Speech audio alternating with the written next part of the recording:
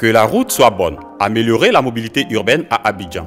Voici ce que l'on pourrait retenir du 8e rapport de la Banque mondiale sur la situation économique en Côte d'Ivoire. Ce 8e rapport sur la situation économique en Côte d'Ivoire, après avoir passé en revue les excellents et récents résultats économiques du pays, plaide pour une prise de conscience collective et urgente de la problématique de la mobilité urbaine. Malheureusement, selon le rapport, les ménages dépensent plus de 4 milliards de francs CFA par jour dans le transport et les pauvres sont les plus pénalisés. Certains n'hésitent pas à pratiquer la marche. Les gens dépensent beaucoup d'argent, les pauvres dépensent jusqu'à 30% de leurs revenus dans le transport et ils passent beaucoup de temps dans le transport. On estime que les gens passent en moyenne 200 minutes donc chaque jour dans le transport à Abidjan.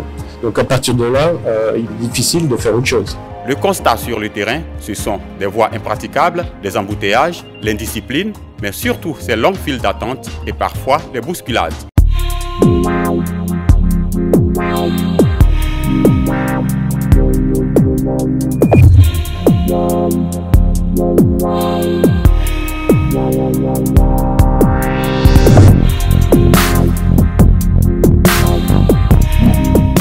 À partir de déjà 17h, mais le rang, on est près de 200 personnes. Et puis on attend les woro qui tardent, l'embouteillage qui empêche aussi les woro de venir attendre. Donc tu peux rester près de 1 heure avant d'avoir un woro pour rentrer. Parce que quand le véhicule gare, vous êtes nombreux, donc chacun lutte. Cependant, des efforts ont été consentis par le gouvernement pour améliorer la situation. Au niveau des infrastructures de transport, les efforts se sont concentrés sur la construction ou la réhabilitation des routes et des ponts avec les principales réalisations suivantes: la construction du pont Henri Konan Bédié, la réhabilitation de la voie express Mohamed VI à Bobo à Niama, la construction des échangeurs de la Riviera 2 et du boulevard Valéry Giscard d'Estaing et la réhabilitation de la voirie dans toutes les communes d'Abidjan.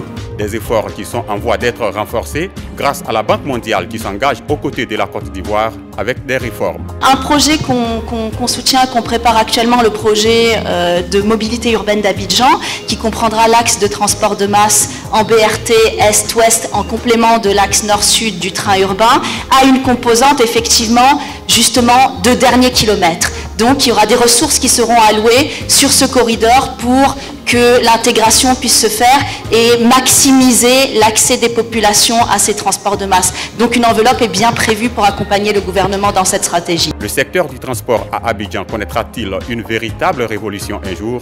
L'avenir nous le dira. Mais en attendant, bonne route.